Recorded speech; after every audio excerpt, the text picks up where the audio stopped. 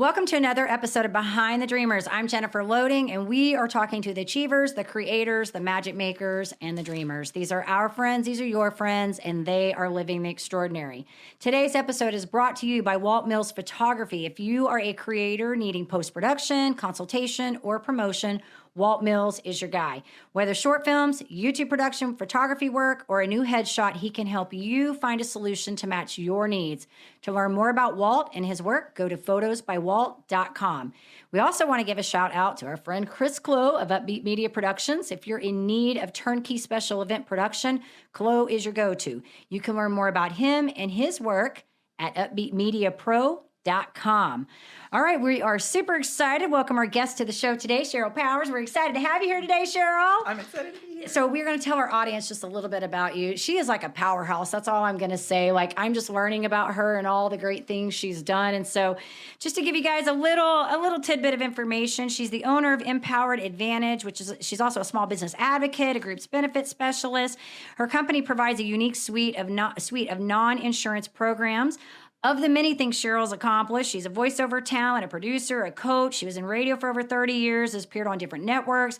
She founded classicalrush.org, and she currently has a podcast called Network Today, where she co-hosts with her fellow podcaster, Rob Bliss, who was also a featured guest on our show. Hey. So welcome, Sheryl. We are so excited to have you here today. Oh, what a thrill. Man, you make my day. You too. She's so awesome. I love her. You are so awesome. Well, when you said, hey, just be yourself and have fun, I'm like, yes, I can do that. Yeah, exactly. Because I think that if it were that heavy-handed, oh, hey, it's all scripted, now we have to practice, let's have a trial run. I mean, I'm just so not that. So I'm so this because, Jennifer, you're so fun to be with. Thank you. Yeah, we're not really good at scripted. I mean, I have my scripted intro, and that's only because we made tweets on it again. Yeah, we made these little tweaks on it, and so I don't have it memorized yet. So I do have my little cheat sheet here. But yes, I feel like we just have to kind of let things flow. Like, we have a format, we know where we're going with this, we know what the project is and what the message we're trying to share. But everybody that comes on here is unique, and we kind of just want to highlight them where they are. You know what I mean? And you can't really script that. You can't. Right? And the best gems come out of those random tandem conversations. Yeah, and ours are rapid fire questions. That's right. So I'm anxious to see where this goes for the next 30 minutes. Yes, we find out all kinds of fun stuff on this show about people, right? That's what makes it so much fun here. So do I get to ask you some questions at the end? I don't know. Maybe. I don't know. Let's see. Let's go for it. Come on, Chris. tit for tat. Let's tit for tat. Let's go. It's never happened. Every now and then somebody does. I mean, yeah, we could. All right, Sheryl. So I want to start off. I want you to tell us a little bit about how we got to where Sheryl is today, because you've got a lot going on. You're doing amazing things, and you got this like expansive background. So just kind of give us a little overview of how we got to where we are today. So let me start by saying, God blesses our broken roads. Oh, I like it. I have to say that. So I loved radio. I studied radio in college at ORU, and I thought I'd just be there forever. I said, just put my tombstone at the top of the Fitzhugh, 75 building. I'm just going to die here. I loved it. I loved helping clients craft messages. I know you're all about that, helping small business owners. But that's when I grew up. That's what I grew up in when I got started in 1885. That's what it felt like. 1885. I know, that's right. Well, 1985. Yeah. I'm not that old, but at least I look darn good, don't I? You're amazing, yes. That's right. So brought to you by Oil of Olay. That's right. So that's great. I got started at KDNT, which is 94.5 country at the time, 94.5 FM in this market, and they were brand new, and I was I can't even drink. I'm 20. Yeah. Right? I'm like, hey. Yeah, summer my senior year, I can get some internship credits, and that's kind of how it started. I was both on air, and then they gave me the yellow pages. Does anybody know what the yellow? Yes. Pages? Yeah. Okay. Yes. We all remember it's those. not just for booster chairs anymore, right? So it was the yellow pages, and so I would sell during the day, and then I was on air in the afternoon. And by the end of the summer, they said, "Hey, do you not want to go back to college? Because we'll offer you an opportunity here." And so that's how I got started. I loved it. I loved walking, into a McKinney mom and pop shop, and you're talking to mom and pop, right? And then you develop a message and you get butts and seats. I loved that, right? So you get to watch the ROI, but dial forward 30 years, radio changed a lot. Yeah. So 19 of those I was at CBS. We started at 103.7 KVIL, and then as we kept buying stations, it morphed into that behemoth. And God bless them, but I didn't really leave radio. It left me. Gotcha. Because I'm not that person. I'm not a good yes person. I'm a great why person. I like it. But why do we have to do that? So that's why it was time for me to start building a bridge out. I was building a television show actually about single people owning homes. Okay. So that got me started building homes. A couple at Knox Henderson, which is where I was living, and to kind of script the storyboard and have this resource for single people who own homes. And little did I know, and I was co-hosting a real estate radio show at the time. Okay. So What It's Worth with Jeff Brand over in Flower Mound, amazing people. But who would have thought? How are we not in the thick of the conversation and we don't know that 2008 is hitting, right? It's coming. So that's where I kind of got stuck. 6 years of these houses, and I'm like, I'm done with old houses. And I felt like at this point, I realized entrepreneurs need help. They need help beyond themselves. But we tend to say, hey, I want to do it. I can do it all. Right. I know you're really good at doing it all. So are you. don't tell me that that's not. So all of a sudden I'm like, oh my gosh, I need help with the review of a contract. Now I've got a potential lawsuit with this person and blah, blah, blah. So that's how I tapped into some of my first subscription-based services. And I'm like, so the law firm access, then we rolled in an identity theft access, and then we started rolling in some others, healthcare access. And so at the juncture of 2013, I started Classical Rush with a co-founder. So it was a classical music on demand. Okay, yeah. So for kids, basically. Yeah. So really, that's what it was about. And then by 2015, we kind of curtailed that, and then I went full time into what I'm doing now. And really just because of what I went through. Because that's, from your experience. Yeah. I didn't just take a job from the classifieds. Right. It was built from my own experience, saying, I want to help other people like me understand that there are people, experts, things in place, tools, resources to help them get ahead of these crazy curves. Don't wait until you're in the midst of the dynamite exploding to try to put on your protection suit, right? So try to do that in advance. And so that's how MPowered Advantage came about, was really finding a scope of services that helped address those everyday life issues. So does that kind of make more sense? Yeah. So I know it's really a bottle of wine. No, but I think all of our journeys. I mean, I feel like anybody that's been in the entrepreneur space for any period of time has a journey like that. Like they're all and they're non-linear. It's no you come out and this is like we all have these set paths that we're going to do, right? And we realize somewhere along the way that there are pieces from that we needed in our life. We needed something from that. Yeah. But that's not really defining who we are, right? And then we evolve and start to morph into these other things that we feel usually fit something in our need, something we know that maybe helped us, but also help other people. And so I think this is all part of that process, right? It is. It'd be very boring as an entrepreneur if you didn't have all that, right? That's right. Linear is a great word. That's a great word, because what that says to me is just flat, right? You're just flatlined. Right. But thank goodness we kind of get, with the paddles come out sometimes. Yeah. And we get jump started, and it's painful, it's hard, but then we're reawakened. Right. And I know you've had some hard and some hard left turns in your life too. Right. So, and with that, you are who you are. Right now you look back and you say, wow, I see why I went through that, because it really now lends itself to a deeper conversation on a level that I wouldn't have been able to do if it were just hey, I'm going to take that job and get my check and go home. Right? Yeah. So, I can't imagine having the depth to be able to really be passionate, do what you do without having to come deep to something that says, I've got this and I know other people may need this or have this and have to learn to use this. You know what I'm saying? Right. So I really feel like there's a lot to be said to that. And that's why I really enjoy the show when I hear these stories about people when they, these things they've gone through or these changes that they've made, because all the pieces I feel like that we do are really, they overlap in some way, some fashion, right? There's something that you took from, the music and the journalism and all of that that's helped you do what you're doing today, right? Yeah. You wouldn't be doing your podcast today had you not have that. You know what I'm saying? So I feel like all these things overlap, and there's pieces we pull from all of it to make kind of where we're at in that center lane, you know? You're exactly right. And man, it's beautiful. And it's beautiful the way you're bringing all this together. And I love the whole dreamers concept, because everybody's got a dream. Oh, yeah, absolutely. What's the difference between who achieves an outcome from that dream and who doesn't, who just lets it sit in their little brain, mulling it over every night, is the application of walking it out. Right. So really implementing some steps to begin to say, hey, you know what? I'm going to risk it all and just go for it.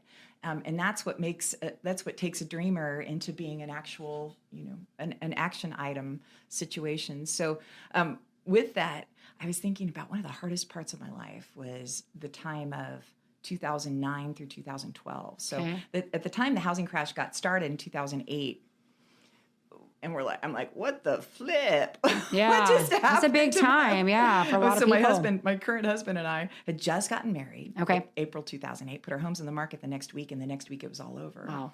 Well, and then dial forward a year later, I got a call from a company up in Vermont, and they said, Sheryl, we were looking at your website, and we said, hey, you do both sales and on air. We don't have too many people who do that, right? So who left brain, right brain, would you teach for us? And I'm like, oh, what the flip? So this is what I'm saying for entrepreneurs, just have your heart open to yes, I'll at least explore it, right? And I'm like, no, my family's all educators. I suck. I'm terrible. I would never do it.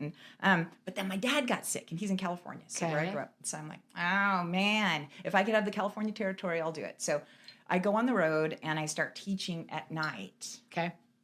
And after 2 years of that, I was exhausted, but you start picking up skill sets. And so dial forward, we're talking about broken roads and pieces of the puzzle. That was such an integral piece of the puzzle that was exhausting. My love my husband, because husband, you stuck with me through all of that. He's like, we just got married and you're gone. But it's so awesome because it makes you be really organized. Yeah. It forces you to organize your thoughts. It forces you to get better prepared. And I'm just so thankful for these really hard times that happen in our life because they make us better later on. Yeah, I would agree with you on that. And I think I think, again, that also is the blessing, because a lot of people, when they have, and I think it goes both ways. A lot of people, when they have those hard times, they look at that as the stopping, like the putting the brakes on and stopping. And the rest of us go, okay, well, that sucked, right? We know it did. And we try to go, okay, what can I gain from that? Like, what can I take away from that so I don't do that again, right? Like, don't make that same mistake again. Yep. But also, what can I gain from that to propel me to go forward into this next phase? So I think those lessons, some of us have had to have a lot of them. Some of us are stubborn. We have to have a lot more of them. Some of us, are longer learners. But we learn. We do learn. I always say we do. If you stick around long enough, you do learn messages from all of that, right? But that's right. I think that's what's great about all of this. I think with entrepreneurs, is for those that stick around, though, like I said, really they understand that this is a journey, it's a process, and it's you're gonna be in the trenches sometimes and in the bad places, but you know this, and if you know this going in, then your job is to figure out how to get out of it, how do you pull yourself back out, rebound, and keep moving forward. Right? and learn from it. Absolutely, good stuff. So, are you still doing voiceover talent or no? Yeah, I still...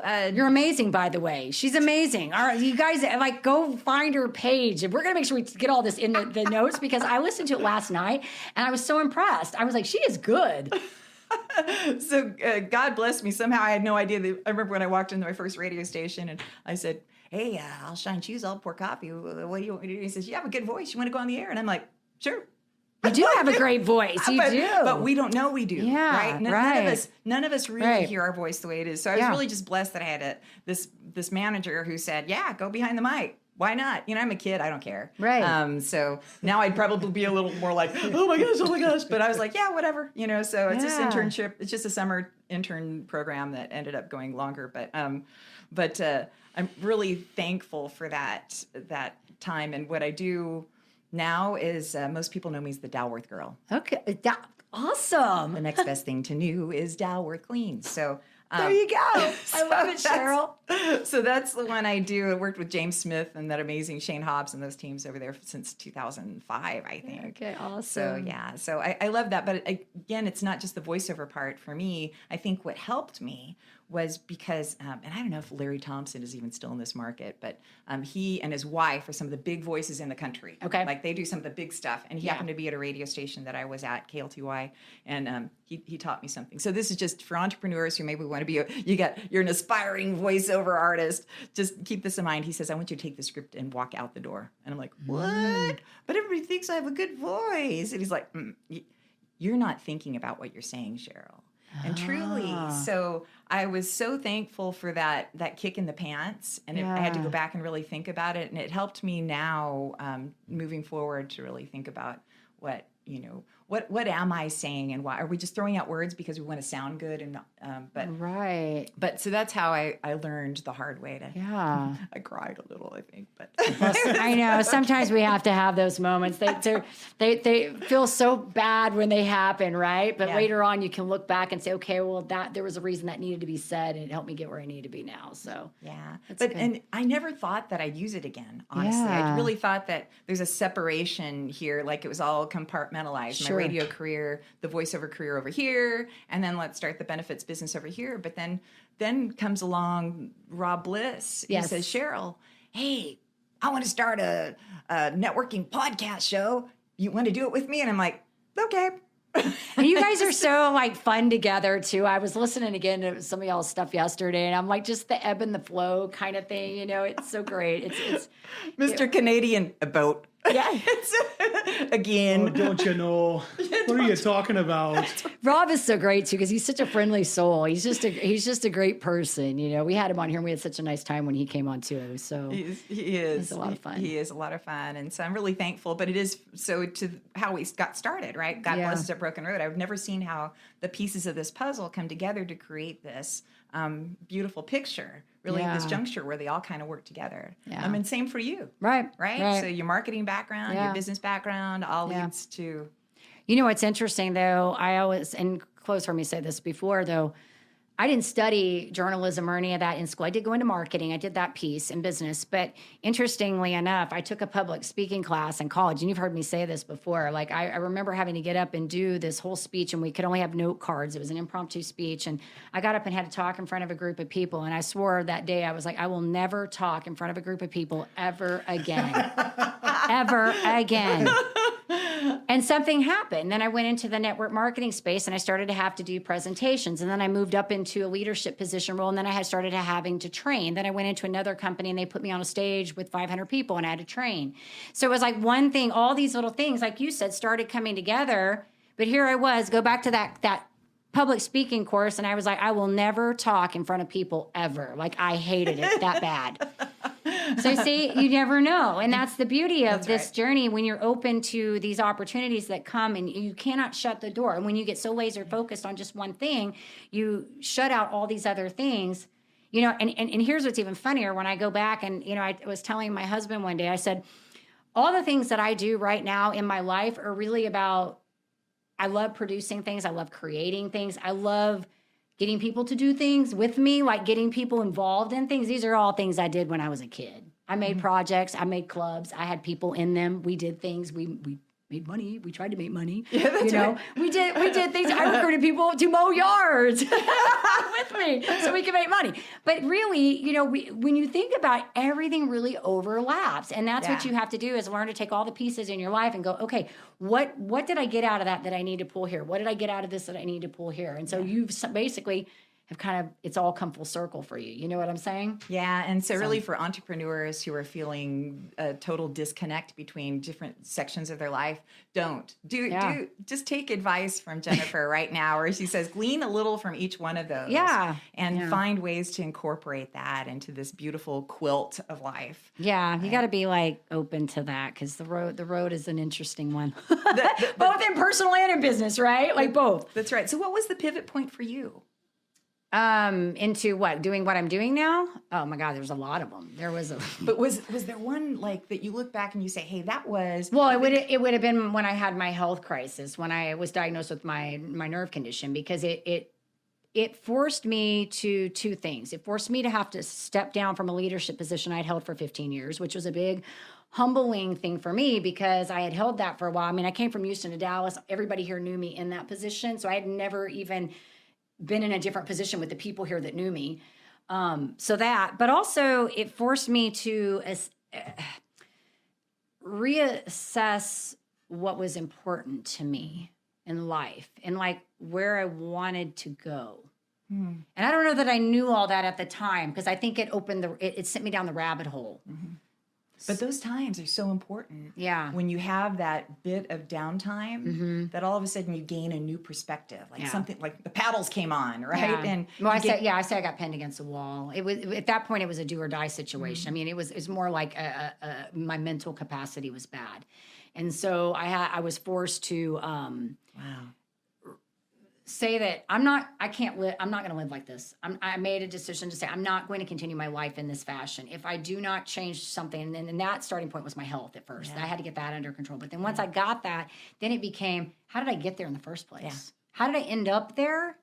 And how do I prevent that from happening again? Like, how do I, and that really summed up to really how I was living my life. And so I had to look at what was going on and say, this is not working. I need to change this. And so it's like one thing begets another, and it just sends you down the rabbit hole. And so it's an evolution. So question, now are you able to help others who you see might be approaching that precipice of some kind of breakdown or some kind of, hey, your body's not keeping up with, you might want to reassess. If they're open to it, yes.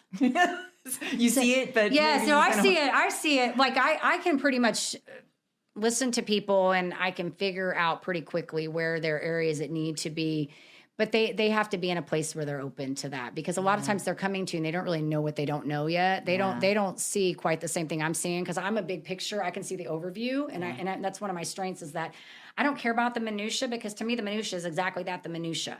I think, talk about a business. A business may come to you and they're like, well, I need more leads. Okay, well, the reason you need more leads is not because you need more leads. It's probably because you need to get better at networking. You need to get better at having a conversation and being authentic, right? Like, you need to learn how to have the contextual intelligence enough to read people and be able to have conversations and know when to pull back and when to go forward, right? Like scripting, sending somebody 5 emails is going to agitate them after a while. And especially if you haven't had a face-to-face and then you slide into their inbox, right? So there's a lot I see on the overhead, but they have to be open to that conversation. And so you become a student then, if I'm hearing this right, really identifying the symptoms, seeing the symptoms, but then the problem behind the symptoms. Yeah, find the problem. So helping people kind of unbundle that and see the exactly. That's awesome. A lot of the process. There's a lot to all that. You got to. But like I said, it's all the journey. It's what we learn in the process of going through all these things that make this work. Yeah.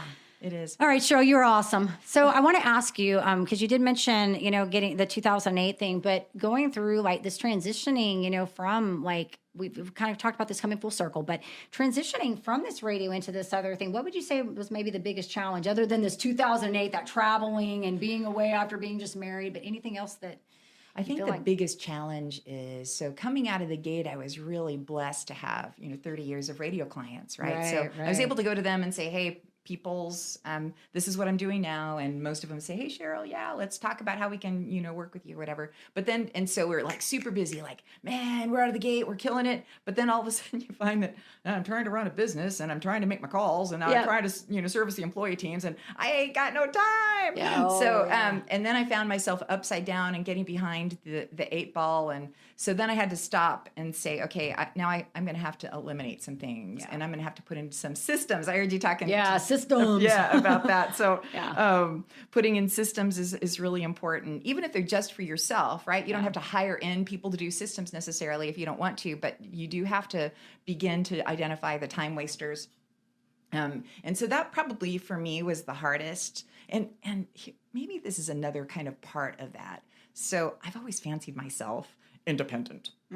So, I'm a radio salesperson, love all my people's, cubicle living. So setting up tent. I mean, we're like family, right? You have your office husband and your, office nephews and nieces and all this. But I've always thought, I really love working from home. I love being out on the road. I love, being away from people. But all of a sudden you find when you are away from people that you miss people. Yeah. So I think that might have been the hardest thing. And maybe that's one of the things too that I hear from other entrepreneurs is that they say, hey, all of a sudden I'm getting off track, right? Yeah. I don't have people to bounce things off of. I don't have a coffee pot to go chat with people at and kind of get recentered or, be able to go into the boardroom and just say, hey, can we have a discussion about something? So that was just not having that team, that ready to go team around me was hard. Yeah.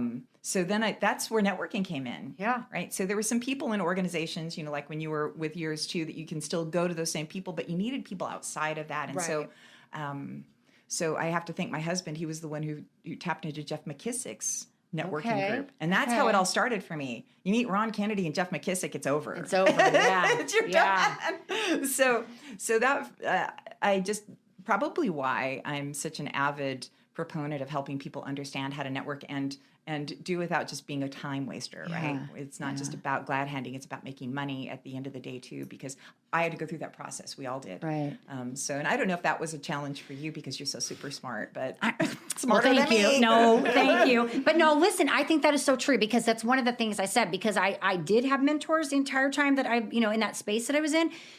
That was part of the reason why I do what I do, because so many entrepreneurs don't understand that. They don't understand the importance and the value of that because they've never been privy to that really, right? They don't get it.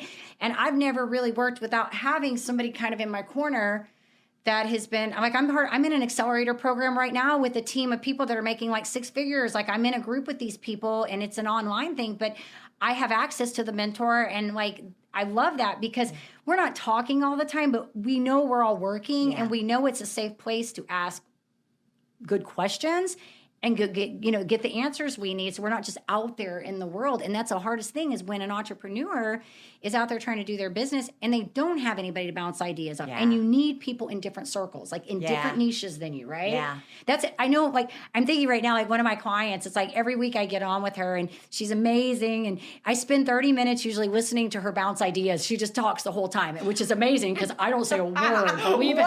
Believe it or not, I don't say a word. I let her go, right? And she'll just go and then she'll say, okay, so what do you think about all that? And I'm like, it's great. I like this part right here. Like this one thing I'll pick up on. But I just let her go. And that's what they want. They really just want to be able to have somebody to go, okay, here's all my ideas. What do you think about this? Right? Like they're not looking for you to change it. They're not looking for you to fix it necessarily, but bounce the ideas. Well, and something about verbalizing things, right? We kind of work through them that way. And when they come out, all of a sudden we're like, why was I even thinking that was a problem? Because I just said it and I'm like, nah, not at all what I was thinking. And I've just solved my own problem just by speaking it out loud. So declaring things and certainly declaring them to accountability partners. Yeah. So, and tell me, what's this accelerator? This is it's a different, I don't know. This guy is he's a Swedish guy. I'll tell you about him. He's amazing. But he found me. He's a very small group of people. And he actually had built it was a clothing line. I can't even think of the name of it. It's in my notes, but it was a main clothing line that was out in the stores or whatever. And then he built that, and then he'll tell you all the stories about how he bankrupted that, brought back, and then he built basically a coaching, created a DNA kit, and did a coaching business, and then took everything he gained from those two to now work into the online high ticket space where he's actually helping us engineer. Basically an exit strategy kind of thing. But the big thing that I love about it is just having the access to him. Because a lot of times when you're working with these really big coaches, you don't necessarily have access to the actual coach. You have to their people, their people, right? Yeah. So we have access to actually somebody that has done the work, is in the trench, doing it right now, to show us. So I'll tell you about it if you're interested. Yeah, it's intense, but for me, it's good because I need that. I like being around those kind of people and really being in the space of those people that are grinding, Yeah, and there are sayings that really speak to that too. So you want to find those people who are a little better than you, absolutely, right? And not better as a person or pious or anything, but they've achieved maybe a little more, so that you can push yourself a little higher. And I think it's important to identify those people in your life, and maybe it's not an organized fashion, but at least a couple of people who are a little more elevated, have a little more experience, so that you can glean from that and be mentored. But that's beautiful. So that gives me a little glimpse into your. I know this is turning our conversation. I knew this conversation was going to be like this. I'm so excited to talk to you. I'm I knew this was going to go like this because Sheryl, you're like me, so we're going to both be doing this. That's right. It's fun. No, it's great. And I was going to say, so I totally forgot. Oh, when you were talking about that, it made me think of you don't want to be the smartest person in the room, right? Like you don't, that is just a really bad spot to be in. Yeah. And when I'm in those kind of situations, I know I need to leave. Like I need to get out of this room. I need to find another room, right? There's your exit strategy. Yeah, because what's going to happen is you're going to get stagnant. If you are the smartest one, you're going to be in the room, you're going to be complacent, right? Yeah. And no matter, I don't know if you feel this way, but when I go into situations where people are better, I'm stressed a little bit. Like I get stressed, but I know I need that just a little bit because that's what's going to push me to move, because otherwise I get too complacent. And then I'm like, well, I'm the best one in this room right now, so I guess I'll just sit here. You know, we got to be in different rooms, right? So we do. There was this guy, and he's passed a couple of years ago, but he spoke to us as a sales group in radio a long time ago, Joe Charbonneau. His group, I think, is still alive in Addison and thriving probably, but we had these little note cards, and we write down these little sayings, and I love them. This particular one speaks to this. It was, people fall into one or two categories. They're either wind in your sail or an anchor on your tail. Ooh. And that was life-changing for me. That got into my belly. And then when you're talking about these situations where you're stagnant, right? You got this anchor, you have to know when to cut it. And it's hard. It's hard when you're like, I can bring them all along, right? Yeah, you can't do that, right? Yeah. And you can't. So I needed wind in my sails, and I had to learn to start. You don't have to totally ditch people, but sometimes you kind of put them down in the cabin. I say that even in networking, like because you go to, I love all my networking people, but there are different groups you go in, and I joke about this. I say there are the groups where we go to socialize. We're just going to drink. It's going to be a fun party, right? Because you're not going to get anything. Then there's the ones where I go in there, I'm like, oh, that was good. Like I needed to meet those people today because they've got unique stories. Yeah. They got things that I need to know, right? So I agree with you. I think it comes in all the places, and you have to be careful where you spend your time and whom you choose to spend that with, because it makes a difference in you are like the people you hang around, That's right. And you have to make money. Right. So don't hang around broke people. That's right. Or you're going to be broke. That's right. So lesson I'm having with my kids right now, because they're all in the young, teen to young adult age. And like my middle child, you're going to laugh. So Chloe already knows this. Her car got totaled at the beginning of July. So she realized everybody she knows doesn't have cars. None of them have cars. She says to me, she goes, what's with all these people don't have cars? I'm like, I don't know. I wouldn't be hanging around people who don't have cars, because that just isn't work. I said, I think you need some new friends. But here's the good news. Talk about power of persuasion, because she tells me the other day, one of her friends not only got a car coming, but she got a job. I said, well, what did you do? She said, I kept telling her, you got to do something. I said, well, it paid off. Like all my work, she just kept pushing her along, kept hounding her, and the girl got a car coming and a job. Are you proud, Mama? Yeah. Oh, that's awesome. I was just laughing because there's like so many lessons in that whole thing. Yeah. She like totals a car, realizes she's having this moment because they're all like, none of her friends have cars. They can't go anywhere. They're like, hey, do you want to go do something? She's like, what do you want to do? None of us have cars. We're going to go Uber back and forth. Oh my gosh. Let's get life lessons from the kids. And that's the weirdest thing about kids today. We were I know. talking about that. Like when I was 15, I got my immediately. Yes, like, we all driving. did. I'm getting out of the Day of house. our birthday, we get our driver's license. Exactly. Yeah. Or some of us were driving before the driver's license. Right. Oh, yeah, of course, yeah. Exactly. Nowadays, it's just like, I'm Uber. like, how, what? Yeah, that's, what? Do you not like freedom? No. Well, you can ask Paige. She's been pretty much like, I haven't had a car. She's going Saturday to finally, we got the insurance finally taken care of. We're going to look for a car. She got called in to work. They wanted her to come in to work. She said, no, I'm going to look for a car. So, yeah, but it was like all these funny things coming up, and I'm just sitting back and going, yeah, I'm like, maybe you need some new friends. Like find some friends that have cars, and then you won't be doing this. That's right. Elevate yourself, girlfriend. That's right. All right, I want to ask you a funny question real quick, Sheryl, and then we're going to do some quick rapid fire. You've been great. You're amazing. I love everything you're doing. Love the energy. If you had to sum Sheryl up in one word, what would that be? Woo! If I had to... Can I use hot mess? You can. Well, I don't think you're a hot mess, but okay, I'll let you pick it. I was going to say we should just use the woo. Exactly. I liked it. Okay, I liked it.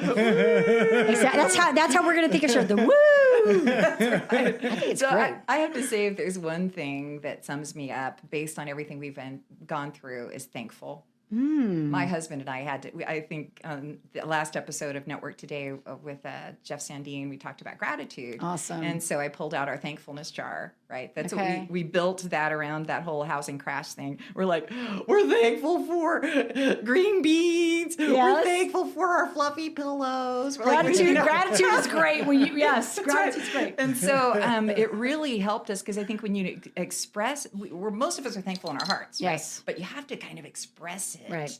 verbally in order to activate things, right? To put them into motion. And so I'm really all about that. And so I have to say, if there's something that I am thankful for. I like that. We haven't had anybody say that. That's a good word. That's a good What one. do like it. people say? What's the overriding? They say everything. I mean, what did we have today? We had Tom. What am I calling him? Ted. Tom said tenacious. What was Yeah. What was the first? It was a Oh, it was so good, Jay. Something maker or something. What was it? Entrepreneur. I forgot what he Oh, said. it We're gonna have to was- pull it up. He said something we had never heard It was before. so great. We've had discipline. But I love it when somebody comes up with something that's not, like the norm. It's different. And I think I think thankful's good. Entrepreneur. Well, I can't wait to see that word. Yeah, I forgot what the word was My that new he Scrabble said. word. Yeah, I forgot and that's the best part. Yeah, yes, that word. I love that question. So, all right, I think we should do some rapid fire with her. This has been so much fun. Okay. Do you want to start or you want me to start today? Sure, I'm gonna do my new one. That I Do your like new to- one. Yeah. Yeah, do your new one. So, if you were to pick, what is your favorite season and why?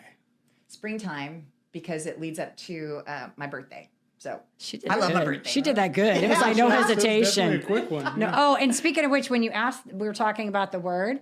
When I asked Jay maybe that word, he spit it out. He said he was ready. he had the word picked. Like it was picked out. That's It great. was so funny. Okay. First concert you ever attended? Let's see. So I was at KZPS, and I want to say it was probably Boston. And Good one. Yeah, I was like, and Good one. Anything from there is like wah wah Yep. wah. So don't look back. Oh my gosh. So yeah, awesome. Boston. That's a Awesome. Very really cool. good one. Yeah. That's a fun question too. Do you have another one? Trying to think. Oh, well, so what was your favorite moment in radio?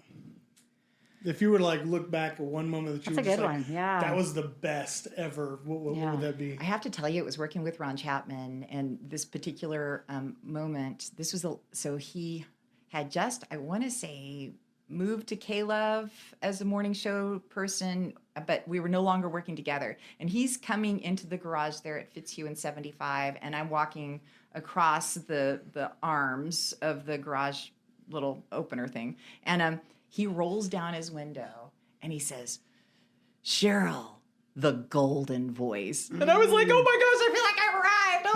Golden boy.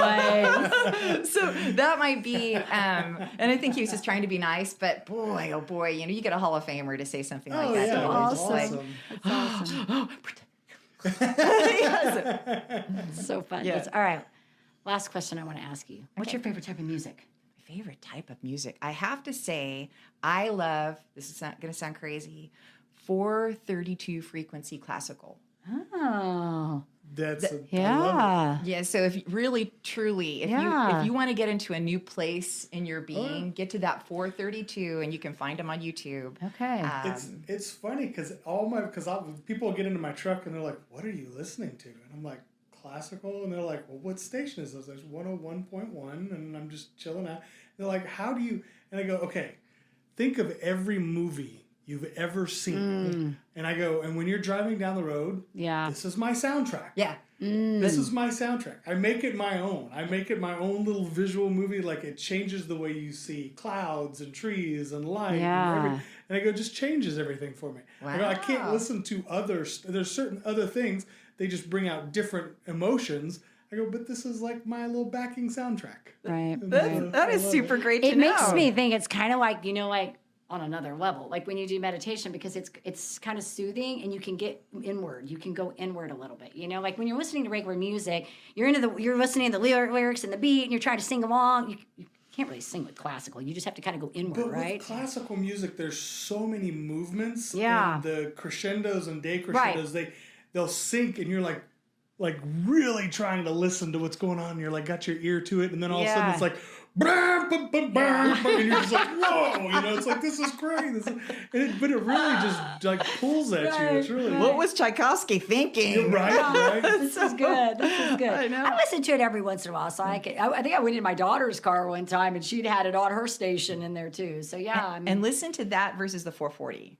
So 440, as I started during COVID, had way too much time. yeah. 440 was built, if I read the story right, built as a method to break people down. Okay. I'll have to check it out. Yeah, so I'll check it out. 432 is the natural frequency in which we're built, and so music today isn't 432 any longer. Okay, I'm It's gonna all go check it 440, out. which is why it disrupts the brain. Yeah. But that 432 really centers you. You'll be like texting me at midnight, Cheryl. You said Cheryl 24 hours. Remember, I'm gonna be texting you at 2 a.m. in the morning. Be like, you said it. You said we can call you anytime. That's right. Don't care what you call me, just call me. So good. All right, Cheryl. Well, for our audience wants to learn a little bit more about the business and a little bit about what you're doing, where do we want to send them? So MPoweredAdvantage.com is the website. So that's the letter M as in marvelous, poweredadvantage.com. And you can actually email me through that, or you just go to powers@empoweredadvantage.com. So Marvelous. LinkedIn is another, I'm all about LinkedIn. So if you're on LinkedIn, let's hook up. Cheryl with an S, Powers as in Austin. Definitely hook up. I love it. I like the marvelous. The marvelous. The marvelous. You're so awesome, Cheryl. You It's are been too. so much fun talking to Let's you. do I it knew, again. I knew this was going to be. I already said this. I knew this was going to be like this. So, we do want to say to our audience, of course, if you enjoy our show, please be sure you give us a rating, both on iTunes, Facebook. We can't do this without you. Hit that subscribe button on the YouTube, and we want to leave you with the final thought. All right. In order to live the extraordinary, you have to start. And every start begins with a decision. You guys take care, be safe, and be kind to one another. We will see you next time.